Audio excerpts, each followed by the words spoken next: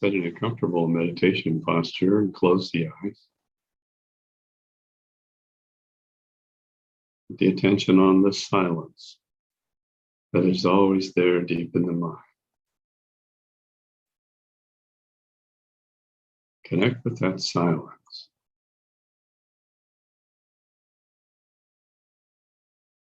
Become the silence. You are the silent witness.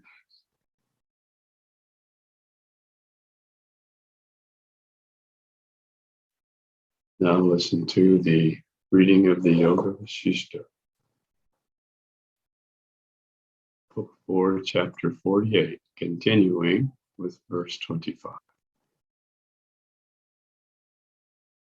In this frail world, everything is unstable. The course of nature is for all things to be born, live, and then perish into nothing. Whatever is seen here, from the great Brahma down to the meanest object, is all doomed to perish beyond a doubt. Therefore, do not wait. Do not wail at the death of your father, but know that, like the rising and falling sun, everything is destined to rise and fall. Hearing this audible voice, the youth wiped his eyes, red hot with weeping, and held his silence, like the screaming peacock at the loud sound of the clouds.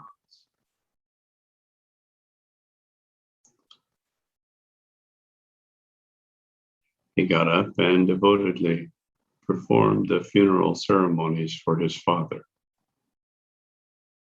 Then set his mind to the success of his steady devotion.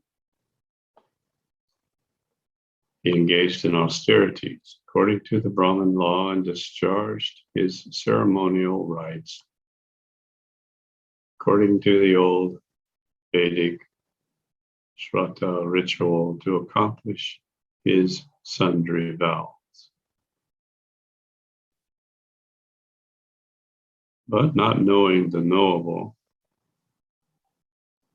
Brahman, or the silent witness, his mind could not find rest in his ceremonial acts or find purity on the surface of the stainless earth. Not knowing that the world was full with divine spirit and the holiness of the earth is in every place, he thought the ground polluted and did not find his rest anywhere. Therefore, of his own accord, he made a vow to sit on the branch of a tree, which he believed was untainted with the pollution of the earth.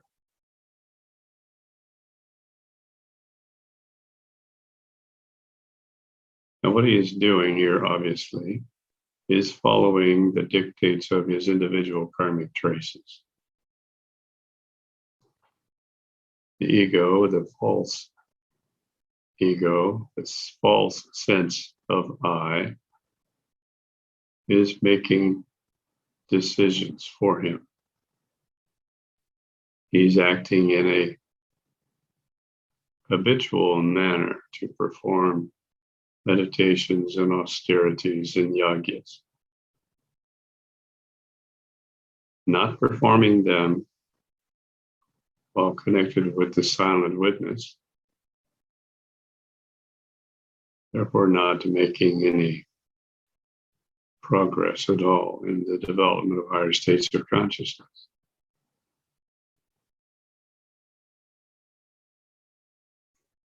Just simply doing things in the illusion of the world. He thought, I will perform my austerities on these branching trees and repose myself like birds and woodland spirits on the branches and leaves of trees.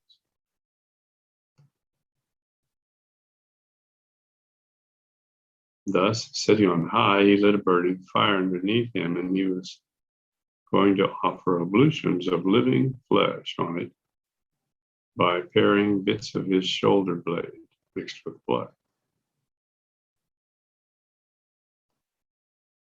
Agni, the god of fire, thought in himself that because fire is the mouth through which the gods receive their food,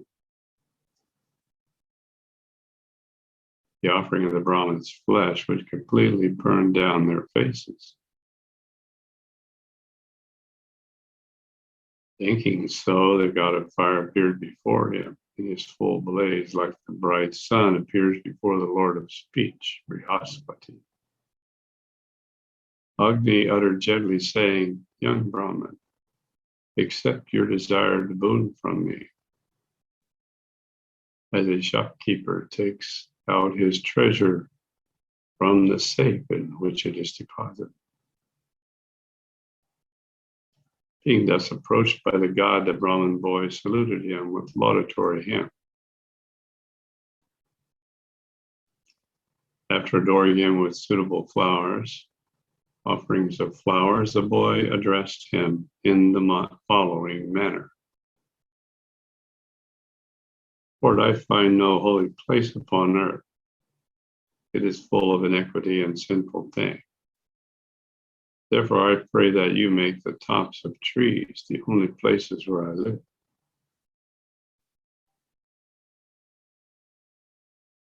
Being so asked by the Brahmin boy, the god pronounced, "Be it so," from his flaming mouth and vanished from sight.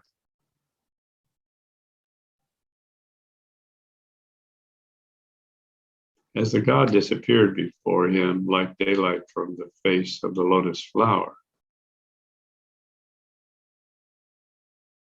the sage was fully satisfied with his desired boon. His face shone like the full moon.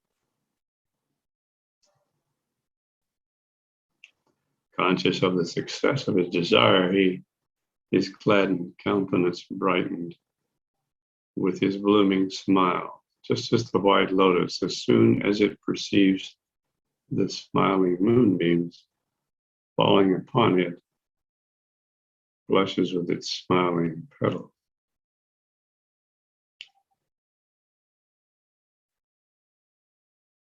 Chapter 49. Description of Dasura's Kadamba forest. Vashishta continued. Thus Dasura remained in the forest that reached in the region of the clouds and formed a stage for the halting of the tired horses of the meridian sun at midday. Its far-stretching boughs spread a canopy on all sides under the roof of heaven, and it looked to the skies all around with its full-blown blossoming eyes. Gentle winds shed fragrant dust from the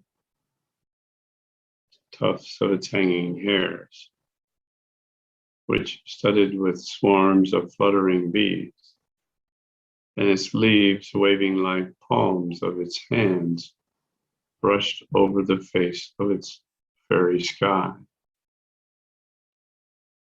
The banks with their long shrubbery and the crimson filaments of their milk-white blossoms smiled like the fair faces of beauties with their teeth colored reddish from beetle leaves.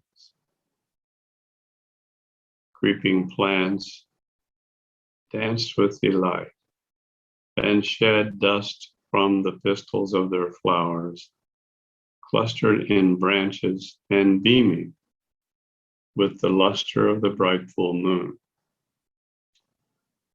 The earth with its thickening thickets, warbling chakoras among them, appeared like the milky path of heaven, studded with stars singing heavenly tunes. Groups of peacocks sitting on the tops of branching trees appeared with multicolored trains like rainbows among the green foliage, seeming as bluish clouds in the blue sky. White fan-tailed deer, half of their bodies hidden under the cover of the woods, and their foreparts appearing outside, looked like so many moons with their dark and bright sides in the sky.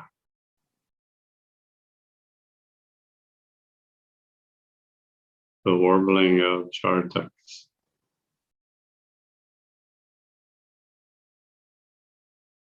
joined with the thrill of cuckoos and the whistling of chokoras, filled the groves with a continuous harmony.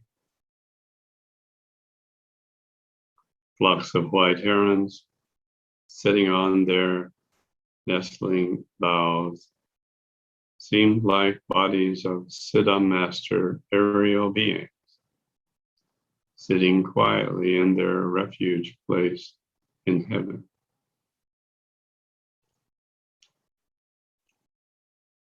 Waving vines with ruddy leaflets, shaking with the breeze, their blooming blossoms beset by bees, resembled the Apsara nymphs of heaven,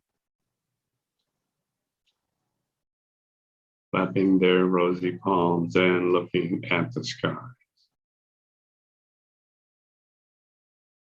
Clusters of Kamunda blue lotuses, moving on the sky blue waters with their yellow filaments, shedding their golden dust around, appeared like rainbows and lightning, darting their radiance in the blue sky.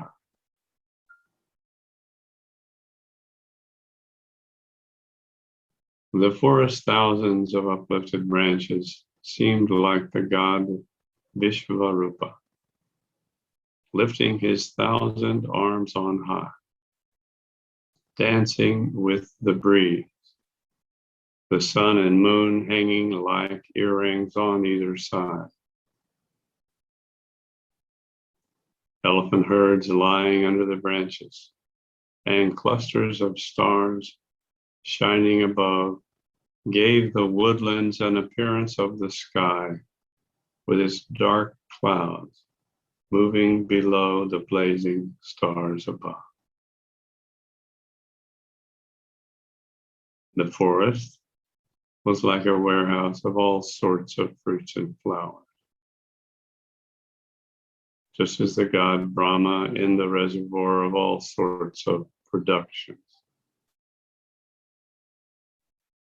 The ground glistened with falling small flowers, and the powdery dust of the flowers, just as the sky glitters with the luster of solar and stellar light.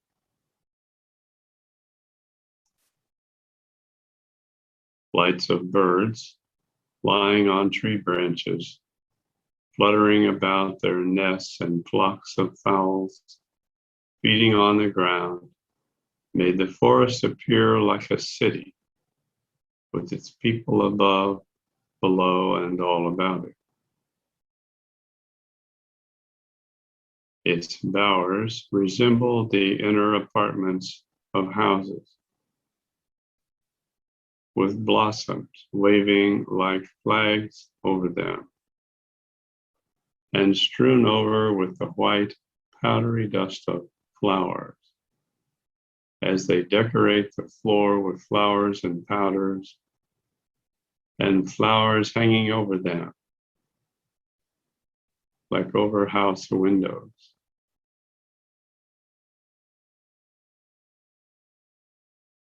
There was the joint harmony of humming bees and buzzing beetle, twittering of chokoras and parrots, and cooing of cotilias in the thick canopy of the woods, and issuing out of their holes like the music of songstresses coming out in union from the hollows of window.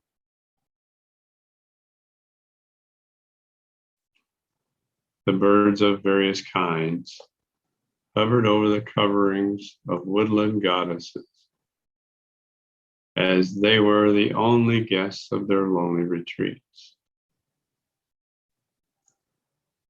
Bees were continually humming over the powdery pistil of flowers. The sound of waterfalls constantly diffused from nearby hill.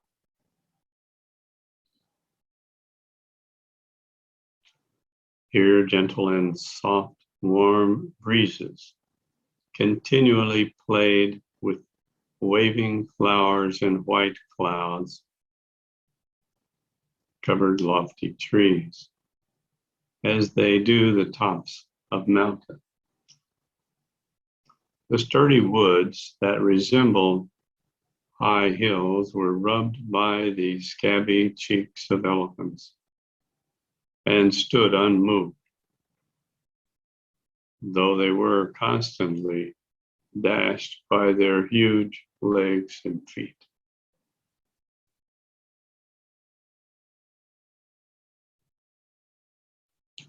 The birds of multicolored feathers that dwelt in the hollows of the trees were like the various races of beings dwelling in the person of Vishnu.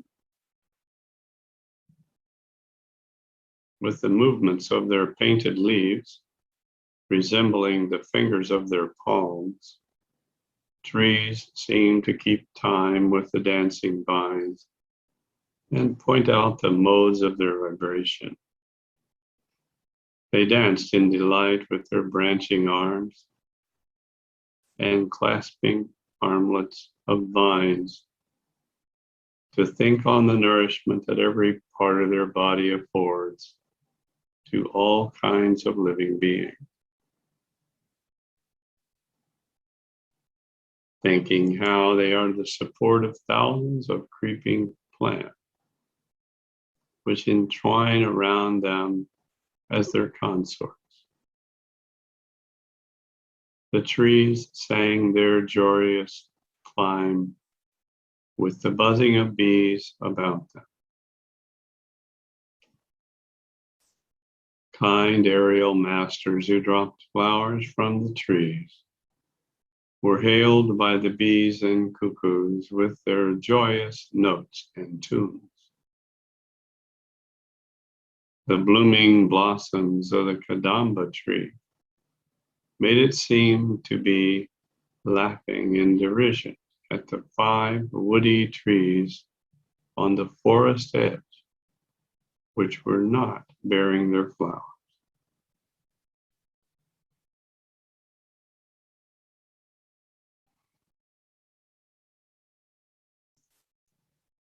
With its uplifted head reaching to the sky and flights of birds flying over it like hairs on its head, the kadamba tree seemed to defy the parijata tree of Indraseta.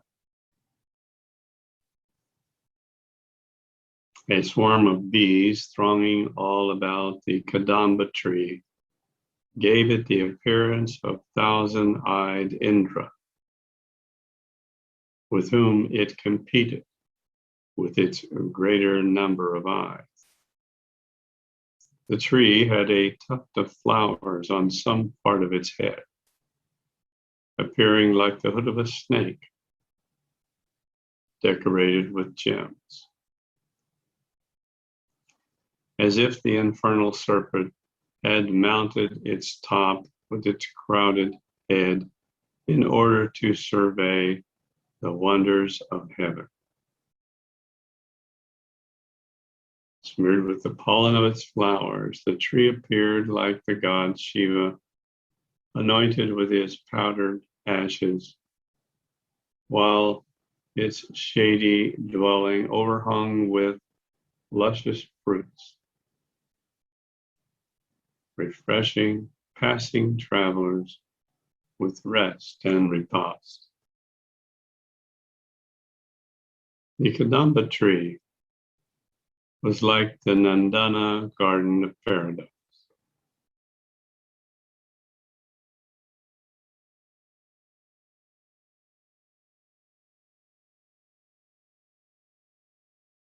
Having alcoves under its thickening branches and caves formed by the flowering vines below it, while the birds of heaven hovered about it like its perpetual inhabitants.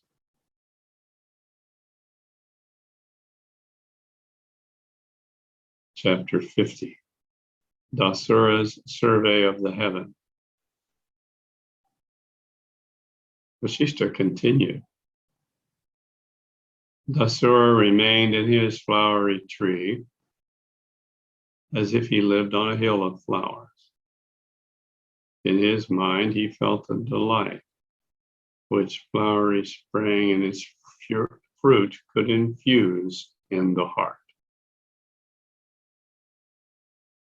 He mounted and sat over the high and airy treetop and looked on all sides like the god Vishnu, surveying the world.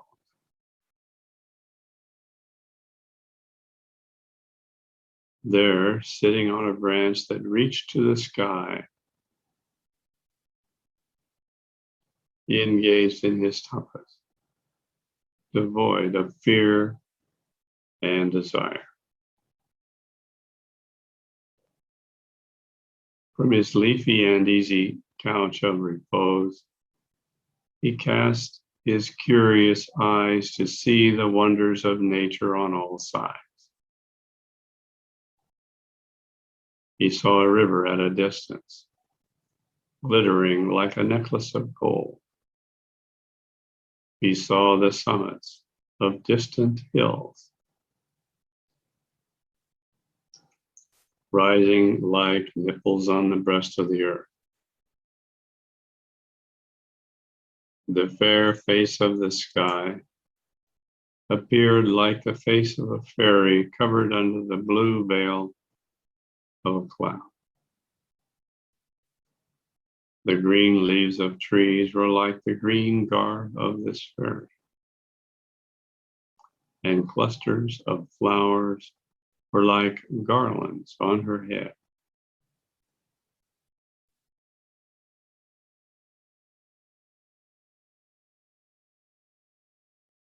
Distant lakes appearing like water pots were decorated by their aquatic plants and flowers.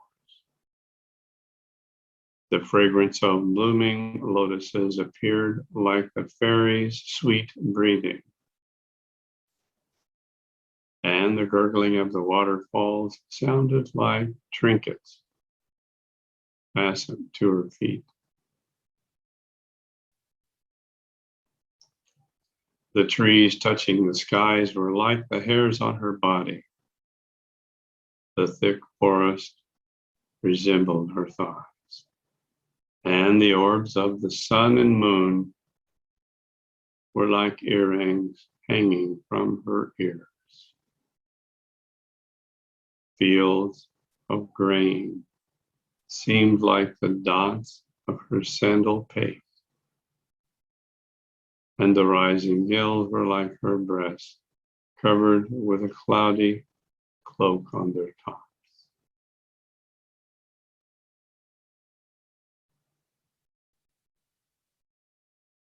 Now let's continue established in the silent witness and start the Trimana Sanyama procedure to balance all of the individual karmic traces that have been enlivened by today's reading.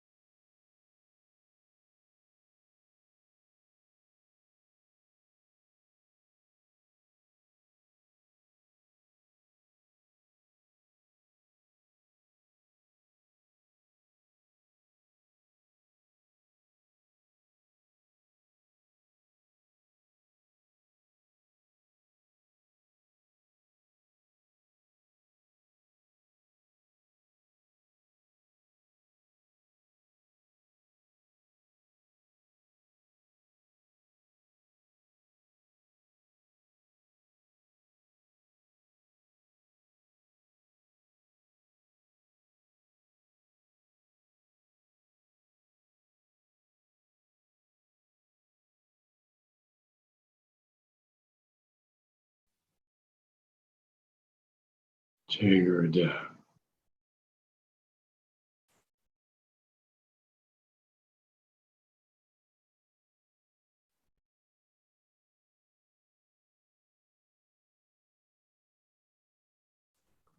Thank you all for attending today.